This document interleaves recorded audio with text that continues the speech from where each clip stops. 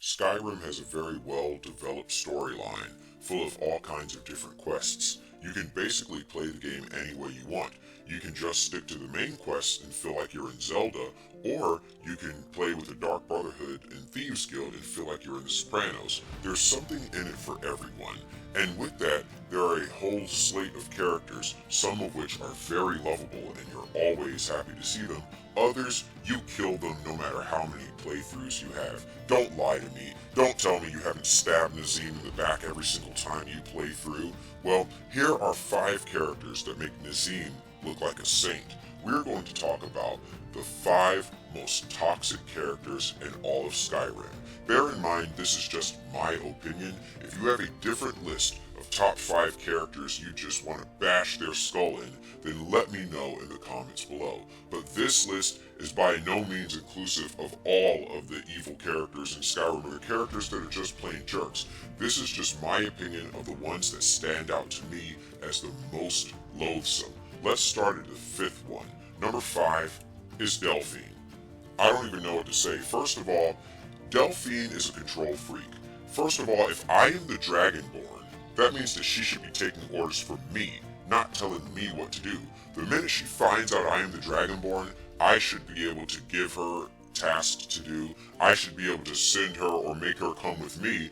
But what happens? She ends up talking down to me if I refuse to kill Parthurnax. Now, that's kind of a jerk move. If you think about it, yes, Parthurnax started out evil. All dragons are born evil, but he overcame his urge to be evil and decided to help humanity instead. That's character development. That is character growth. That is a dynamic character, meaning a character that starts one way, learns his lesson, and ends the story better for it. Why would you require me to kill one of the best characters just to get your ugly armor and your crappy ghetto samurai sword? I'll say this. Delphine is basically a less malevolent version of Astrid from the Dark Brotherhood, just another control freak Karen. The next character on my list is Idleoff Battleborn. Now, as soon as we meet this character, we have just escaped Helgen. We are hungry, we are tired, we are just frayed out of our wits' end, and what does he do? He walks up to us with that smug look on his ugly face and says, "Are you for the Greymaids or Battleborns?" First of all, I don't even care what your last name is, dude. I didn't ask you all that. I'm just looking for a place to stay, and you want to get in my face? And then, if I don't choose the last name he agrees with, he literally spends the rest of the game threatening to kill me. If I choose Greymaid and say that I like the Greymaids more than the Battleborns, this man literally walks around telling me, "I should bash your face in after all you've done." Why are you threatening to kill me just because I like a family that's different than yours? Whatever happened to tolerance? Whatever happened to mutual respect? Because you see, Idleoff Battleborn is a hypocrite. He talks about how the Empire represents progress and it represents a better way of living. The Nords are stuck in the dark, but he's ready to club my face in just because I like the Greymaids. That's absolutely ludicrous, and he's part of the reason why I choose to side with the Stormcloaks on almost every playthrough. The main reason why I side with the Stormcloaks is actually number 3, and that is Legate Rika. This woman single-handedly is the reason why I always side with the Stormcloaks over the Imperials. In the beginning of the game, we meet her, and she's willing to execute us even though we're not even on death row. Literally, she has one of her soldiers check the list, and they say, "Oh, he's not on the list."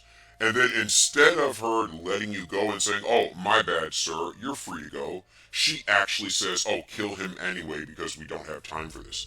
So I don't even get a fair trial, yet I'm supposed to somehow believe that the Empire is a superior organization to the Stormcloaks, despite the fact that they were willing to kill me without even giving me a fair shot. And then later on when she meets me, she wants to give me orders and recruit me as a soldier? No, I'm not working for you. Serve your own coffee, you stupid wench. Anyway, the next character on our list is like her in male form, basically, and that's Captain Aldous. So through Legate Rika, we learn that there is basically no freedom of association in the Empire. You basically, if we even suspect that you're an enemy, we're going to chop your head off. We also learn through Legate Rika that there is no fair trial. Through Captain Aldous, we learn that the Empire has no free speech. Because if you think about it, if I walk up to Aldous dressed in Stormcloak gear, and why would I be dressed in Stormcloak gear? I don't know, I just escaped a dragon, and it was the first thing I found when I followed Rayloff through the cave, so I'm dressed in Stormcloak gear. He walks up to me and says, "Why are you dressed like a Stormcloak traitor?" And he says it with this kind of Arnold Schwarzenegger, "Get to the chopper" kind of voice. And I tell him I support the Stormcloaks.